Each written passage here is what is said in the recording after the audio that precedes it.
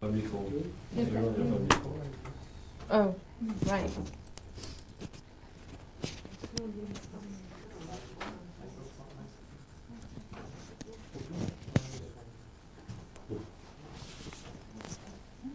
Okay, when you want. Ready? Yes. Steady? Go. Steady, ready. Yeah. Starting, could you tell me the journey from erotica to bedtime stories? Was it hard? Oh, that's a simple way to describe it. Yes. Which way? Well, it was hard to be so profoundly misunderstood and not be destroyed and go back to work and continue writing and being expressive and not and to try to express myself without listening to all the voices and thinking of all the things that people said, and that was hard.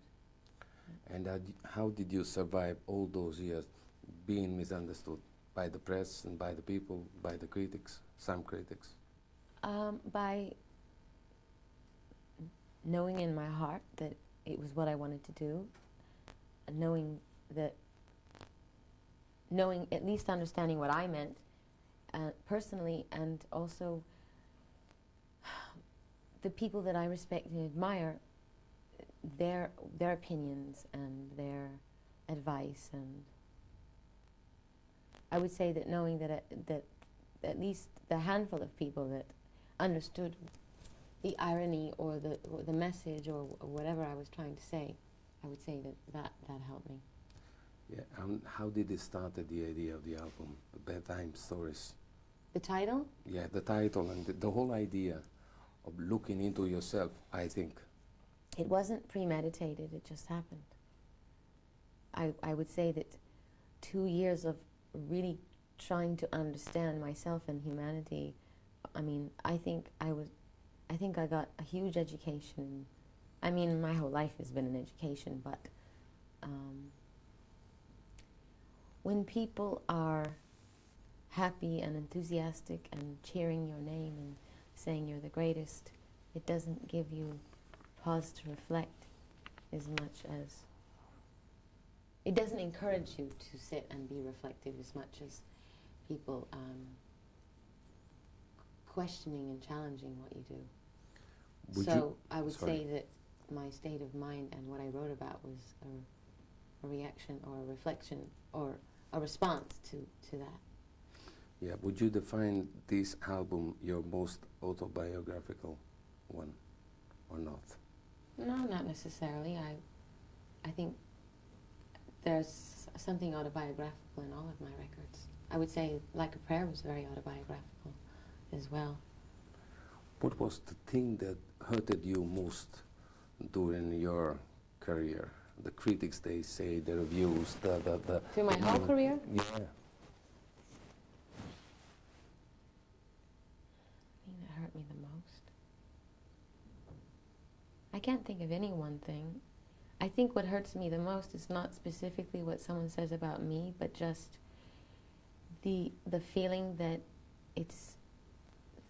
human beings tend to be much more interested in the negative things in life and watching someone fall instead of building someone up. You find this album more spiritual than the others? I found it. Yes. And because I am. From what comes this spirituality? From your all the things that I'm telling you, my life, the path that the road that I've traveled, the people that I've met, the decisions I've had to make, the ways that I've had to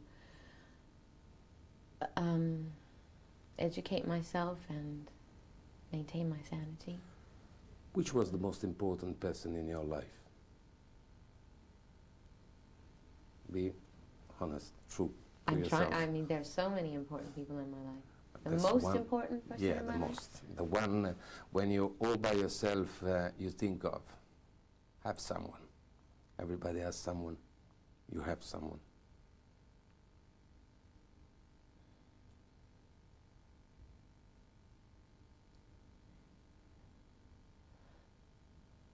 Most important person. I guess my mother. Not so much because she was alive to have an influence on me, but I suppose that my imagination of her and my idealism of of motherhood and my dream of what she could have been and also a longing for her has had a big influence on me. And the family? Having been brought up in a big family, different people. Well, my family's been a huge influence on me, my father and my brothers and sisters. Going back to the album, very basic question. How do you choose the people you work with? What do they have to do? Well, all of them had, what did they have to do?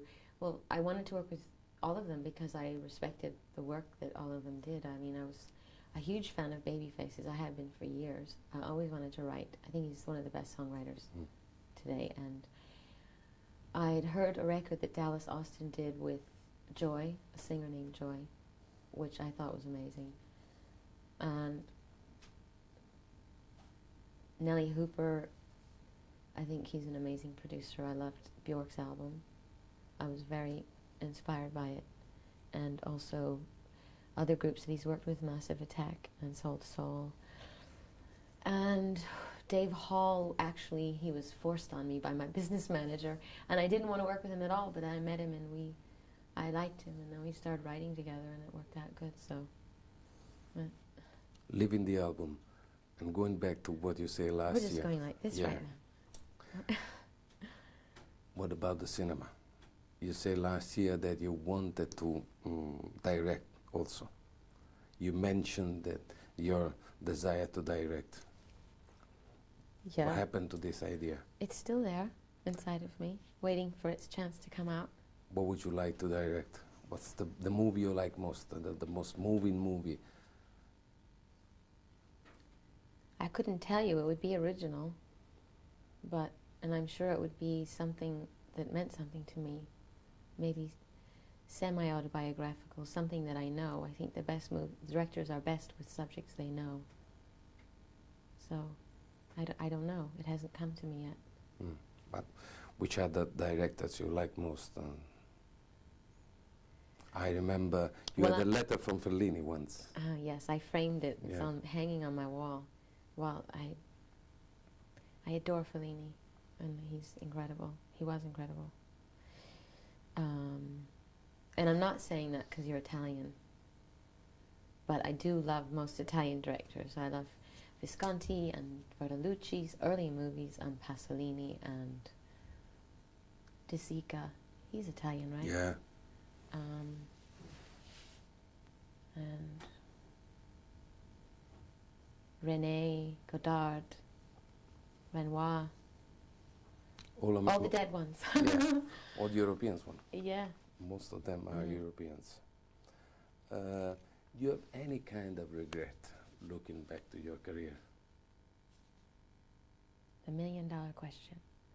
No. You did all what you wanted to do, the way you wanted, the minute you wanted. Well, to say that I did everything I wanted to do is not the same as saying I have no regrets. I think having regrets is a waste of time, because even if you make mistakes, you learn from them. So there are things that I think, oh, maybe I should have gone back to school and I could have studied and I would have done this and that. There are things that I would like to have done, but who's to say I still can't do them, and it's not the same as a regret. How do you see yourself in 10 years' time? Still in the music business? I don't know. I don't see. I just live in the present. And do you think that this album is the photograph of the real Madonna? The real Madonna that was missing in the past because it was a sort of a shape that you put in between you and the audiences. From what I hear from a few lines that I've heard from a few songs. If you haven't heard the record? Yeah. You have? Yeah. Okay. I loved it. The whole But- record? Yeah. My opinion is not. No, your opinion matters. I think that the more you do what you do, the better you get at it. So I would say that the more I write, the closer I come to my own voice. Like all writers, I think. I think in the beginning of every artist's career, you tend to copy people or be very inspired by people or take on the ideas of other people, and then slowly and surely you have more confidence and you start to find your own voice. What helps you most in writing? Say, meeting people, reading, watching television, seeing life, hearing people telling you stories, looking into yourself. What? All of the above. I mean, life, period. I would say that people inspire me. You know, whether it's a friend or someone I know intimately or someone I watch on the street. What gives you most at this time of your career the sense of your roots? Sense of my roots. Difficult one? No.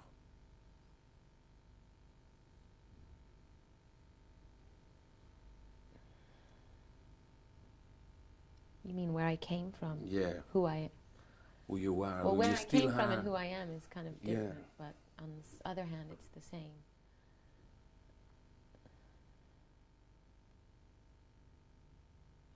I'd say my work gives me that, a sense of myself, who I am. It's the one thing that's my own.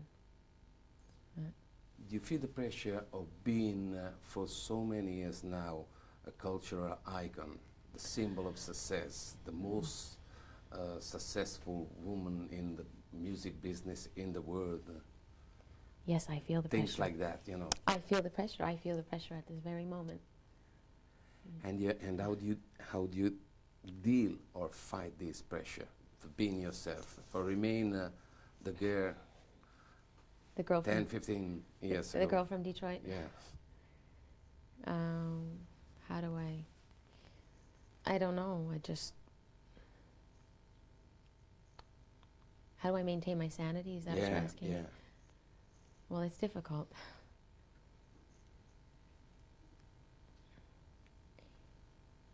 I think that I'm surrounded by people that help me, my friends, people that I work with, people that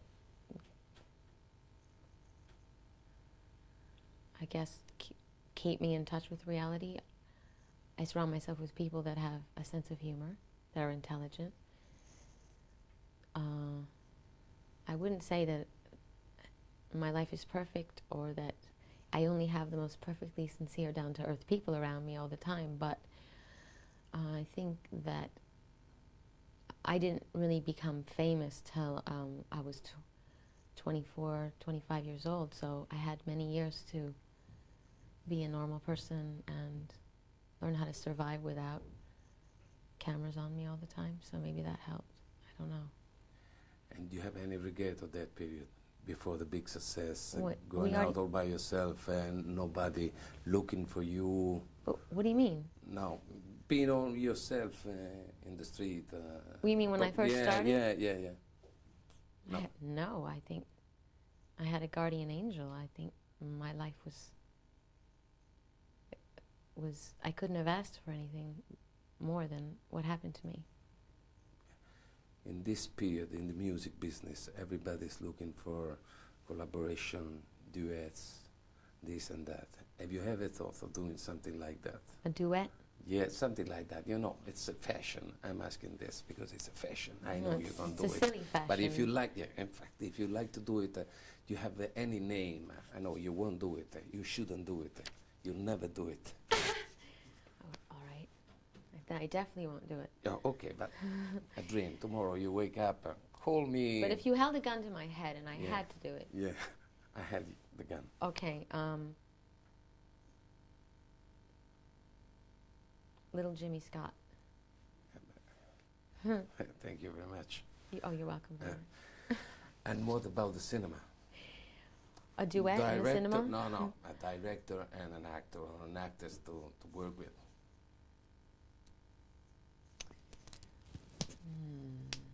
To crack my knuckles for that one.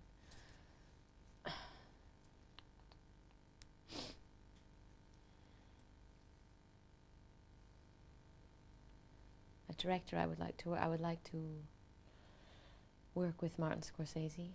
I would like to work with Quentin Tarantino.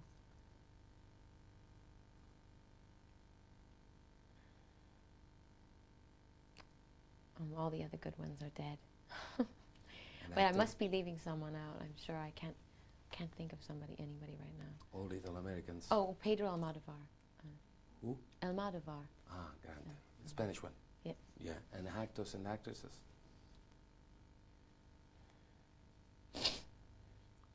Nobody, okay. Okay. No, that's not true. There's definitely actors I want to work with. I'm thinking. Cary Grant. No. Cary Grant. No, I'm They're joking. all dead. No, I'm joking, in fact. I want to work with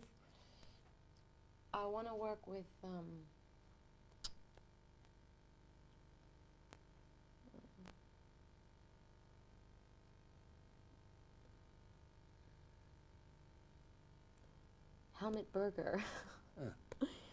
No, the actors that are alive that I really admire.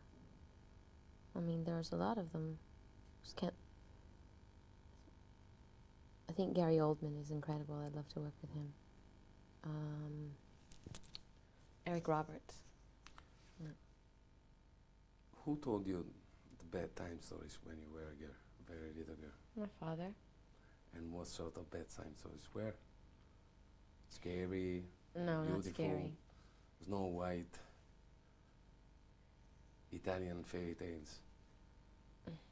Well, he told me a lot of tales, but I only remember the stupidest ones, and I don't remember the specific plot. I just remember that it took place in a garden, and there was a rabbit, and the rabbit was very bad, and the rabbit was always trying to sneak into the garden and eat the vegetables. It was something about good and evil, but something about a carrot and a rabbit. It sounds really boring. Your relationship with him is improved during the year? With my father? Yeah. I would say, yeah. How did you deal in the Vogue interview to destroy such a cultural icon like Norman Mailer? You destroyed him. In Esquire? Yeah, Esquire. You destroyed him. I did? Yeah, completely, because he looked like a poor intellectual, run down, completely run down. How did you manage to do this with such a cultural icon of the American culture? Probably you have a receipt to do something like that with such a... I wasn't attempting to destroy him. No, I know, but at the end of the article, the conversation was you 100%, him 1%. Did I win by a knockout? Yeah. Well, I guess I just... Weren't you afraid of meeting someone like I him? think that he was... I think we talked about... I think we had a fairly intellectual conversation. I mean, he asked me intelligent questions, and that inspired me. It's hard to sound intelligent when people ask you stupid questions. So he raised the level of my game, so to speak. Stupid question, which was the most stupid question they ever asked you. What was the most stupid question? question? Sorry.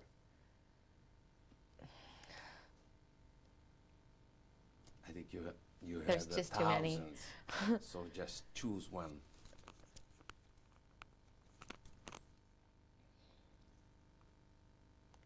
Do I think I've gone too far? Going back to Bedtime, as I said before, it has a sense, to me, I heard it twice only, it has a sense of great spirituality, very subtle. How it comes from? From your faith, from being raised as a Catholic girl and never having forgotten that rain. Well, I would think that the spirituality that is Very subtle, but very deep. right. It's more based in the teachings of Hinduism and Buddhism than Catholicism. It's more Eastern, I think. I think it's a struggle. I mean, I was raised as a Catholic, and whether I like it or not, I will always have a rather Catholic view of the world. Sense of sin. A sense of sin, very patriarchal, and always in a struggle with that, you know, the father figure and the sense of sin and redemption and the struggle of good and evil and all of those things. And maybe the ideas that I embrace in my record, which are that happiness lies in your own hand, is the opposite of that, and the fight with that, and that God exists in all of us, and trying to come to terms with that and find my own sense of religion, because although I am Catholic in my bones, I am looking for something else in my blood. You know what I mean? Yeah, That doesn't I make know. sense, probably. No, but no, yeah. And thinking of that, how did you get in touch with the Eastern philosophies and religion? Say Buddhism, you said before, Buddhism and Zen. Reading.